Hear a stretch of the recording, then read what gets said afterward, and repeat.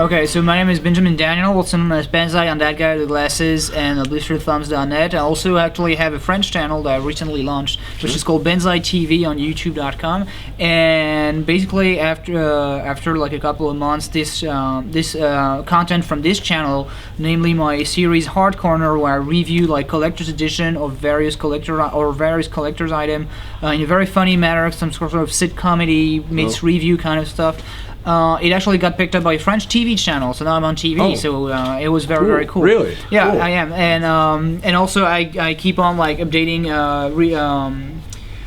real like every week on thatguywiththeglasses.com. Like I try to do like at least 1 to 2 videos a week. And mostly like reviewing games, reviewing movies, reviewing old games, giving advice, and some other stuff. Sometimes reviewing hentai games, like we did. Like we had a panel this afternoon actually where we played a hentai game in front of people, and it was a lot of fun. So basically, here's what I do: like just silly, funny reviews of mostly gaming related, I guess. Yeah, that's great. I heard that you're making 2 videos a week. Isn't that pretty stressful? It's actually even more stressful when you consider that I do 2 videos a week, and then like at least one of them I have to translate in another language. Oh yeah. Or sometimes I produce an entirely new video in the other language. For example, like this week, I know on That Guy with Glasses I produced an interview of Double Dragon creator Kishimoto Sensei. Cool. And the guy single-handedly invented the beat-em up genre with his first game like Neketsukoa Kunio-kun, like known as in Europe as Renegade. And Renegade was like the prototype for Double Dragon, And Double Dragon was like the first really modern beat-em up.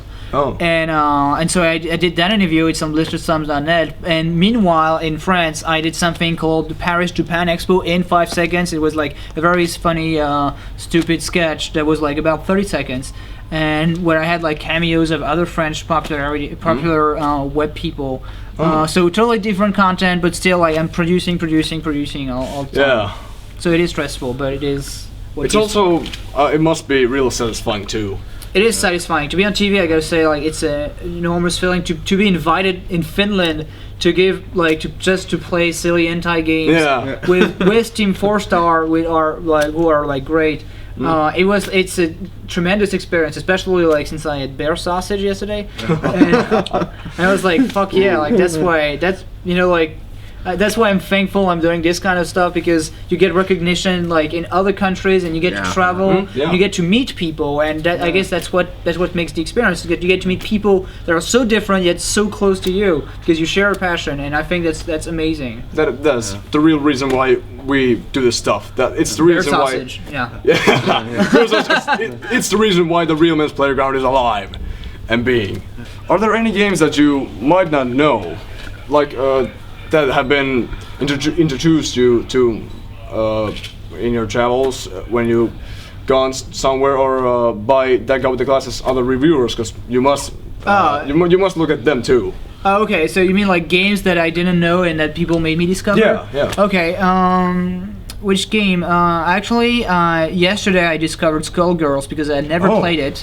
And actually, the guys from Team 4-Star told us that, the guys doing the voices in that game, they're all our friends. I was like, okay, cool, and I checked it out. It looked pretty sweet, but really, like, one of the games that I think I picked up just because I saw someone else play it or mention it. I think that was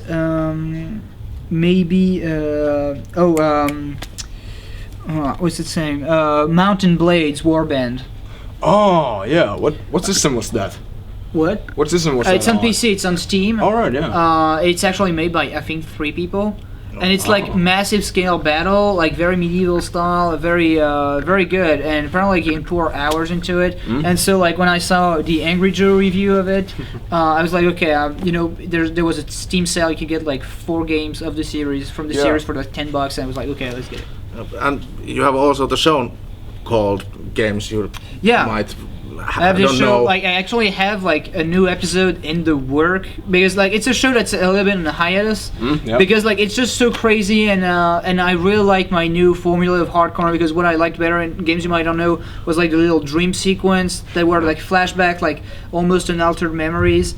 and basically you can find that in the new formula of my Hard Corner show, where basically it always starts up with a dream sequence, and these are the most fun. So I'm like, since I have some of the DNA of my other show in my new show, maybe it's not necessary to just keep on with the old show. Like, you know, they were like they were made 40 years ago.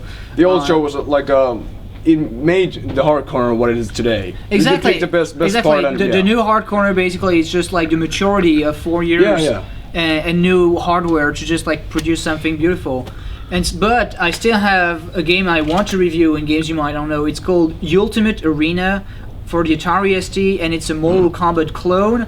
But before Mortal Kombat. No, not before Mortal Kombat, after Mortal Kombat. But the twist to it is that they didn't give a shit about copyrights, so you actually have the Terminator, Indiana Jones, what the fuck, and Liu Kang, and they're actually like, you have people basically in cosplay.